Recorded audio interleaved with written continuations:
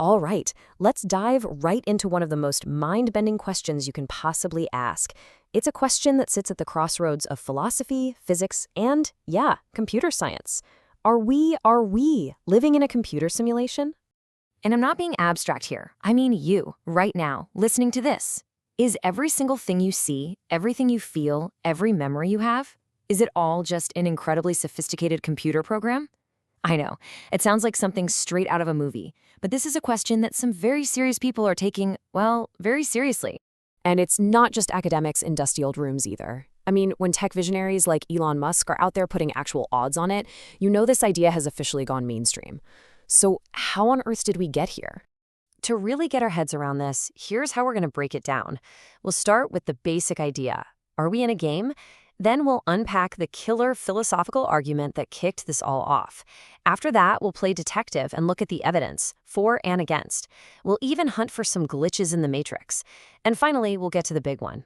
Even if it's true, so what? Okay, first things first, let's just be crystal clear on what we're talking about. The simulation hypothesis. The core idea is that our entire universe, you, me, the stars, everything, isn't base reality.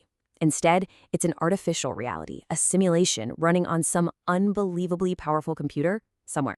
So the modern version of this whole debate really exploded back in 2003, thanks to an Oxford philosopher named Nick Bostrom. Now, he didn't come out and say, hey, everyone, we're definitely in a simulation, but what he did was create this brilliant, airtight piece of logic that suggests it's a very strong possibility. Bostrom laid out what's called a trilemma. It's awesome. He basically says one of these three things has to be true.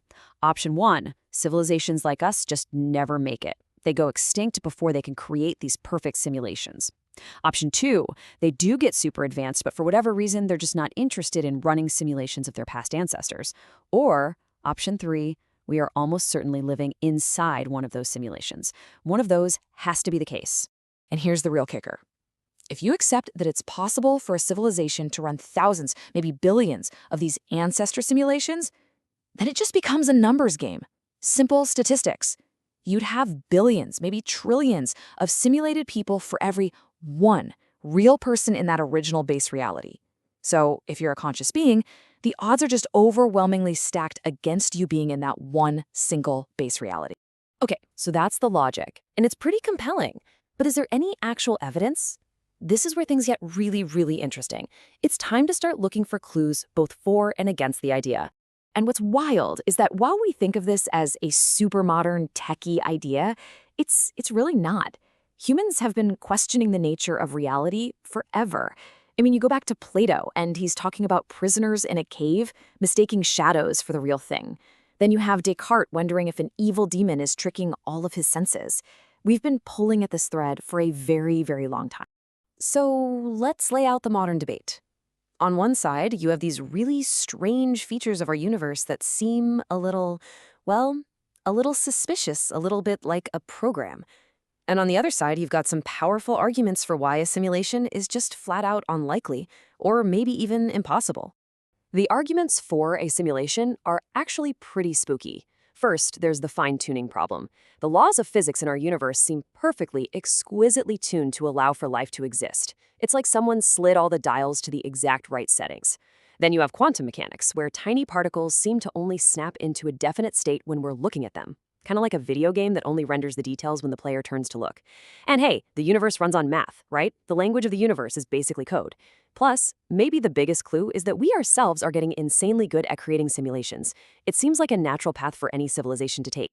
But hold on, the counter-arguments are just as strong. For one, the sheer amount of computing power you'd need to simulate an entire universe, down to every last particle, might be physically impossible. It's just staggering. Then there's what's called the hard problem of consciousness. You can program a character to say, I'm sad, but how do you program the actual internal feeling of being sad? And you've got Occam's razor. The simplest explanation is usually the best. And a single base reality is definitely a simpler explanation than a simulated one created by another, even more complex reality. Okay, so let's move beyond the hard science for a minute. Some people point to those weird, unexplainable little moments in life as potential clues. You know, the so-called glitches in the program. You ever get that bizarre, intense feeling that you've lived a moment before? Yeah, déjà vu. Some people playfully suggest it could just be the simulation rerunning a piece of code or maybe loading an old save file. Or what about this one, the Mandela effect? That's when huge groups of people all have the same false memory about something from the past. Is that just a weird quirk of human memory, or could it be evidence that someone patched the simulation and changed a detail in the historical record? But the most convincing glitches might be baked right into the laws of physics. Think about the speed of light. It's a universal speed limit. Nothing can go faster. Why? Well, in a computer, you'd call that the maximum processing speed of the system. Or the fact that everything seems to be made of tiny, indivisible packets, pixels, if you will. Some physicists say these look less like natural laws and more like the resource-saving shortcuts of a finite computational system.